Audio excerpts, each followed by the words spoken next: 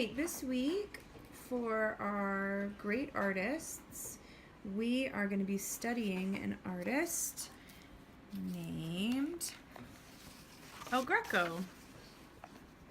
This is a self-portrait of El Greco. And I'll show you our page here that we're going to be working on today. So, El Greco was born on the Greek Isle of Crete, but settled in Spain where he became a great painter, sculptor, and architect. He was known as El Greco, which means the Greek, but his real name was Domenikos Theotokopoulos. I'm not sure if I'm pronouncing that correctly, but it's a cool name. Not much is known of his childhood. He probably showed talent as an artist by painting religious icon pictures for his local church. He left Crete as a young man to study art in the Italian city of Venice. El Greco did not become popular until he moved to Spain in 1577 and began painting religious scenes for the cathedral in Toledo. The tall, solemn figures in El Greco's paintings are longer and thinner than real people. They appear to be stretched out. Their legs, necks, arms, and faces are all longer than real people's are. El Greco's paintings seem like pictures of another world. He often used cool blue colors to express intense religious emotions and was one of the first great artists who thought showing feelings in his artwork was more important than showing reality. Young artists in this project experienced drawing stretched out people using photographs or pictures cut out from old magazines or, in our case, printed. So I have two options today for the kids to choose from. This is a portrait of El Greco, and this is an image of a Ninjago. So what we're gonna do is, I already have pictures with the lines drawn on them.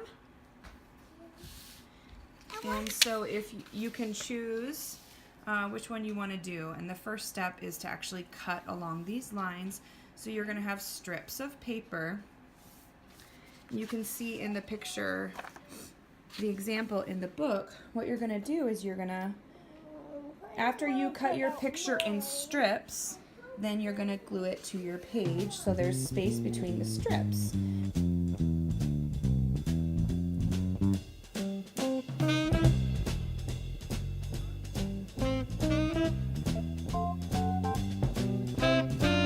So the next thing you're going to do after you cut out your strips is lay out your pieces in order. It's kind of like a puzzle, but you're just going to leave space in between each piece.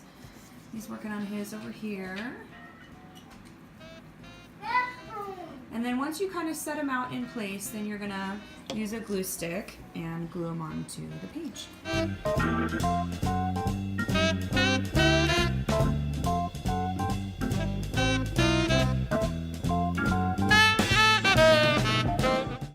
Alright, so we have so far gotten through step 2.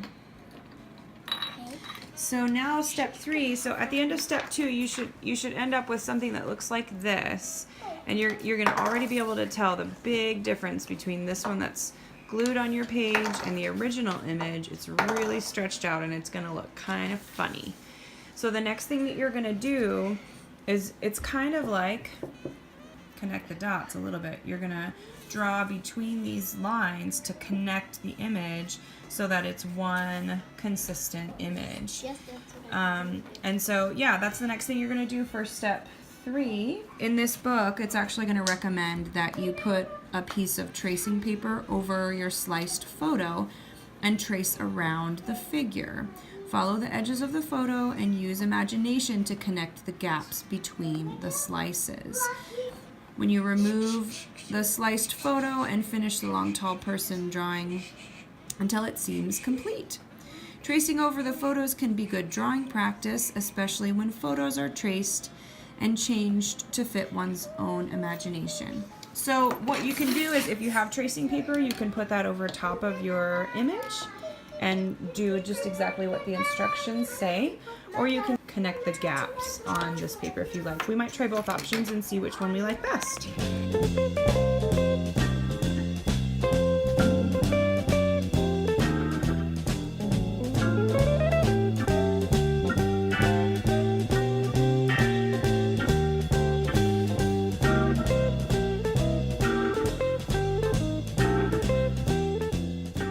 So once you're done either drawing in between your glued pieces or tracing on tracing paper, either way you've got a really elongated image, and then you can color it in, and if you want to also color in your original image, you can do that too. So that's the end of our El Greco art project. Have fun!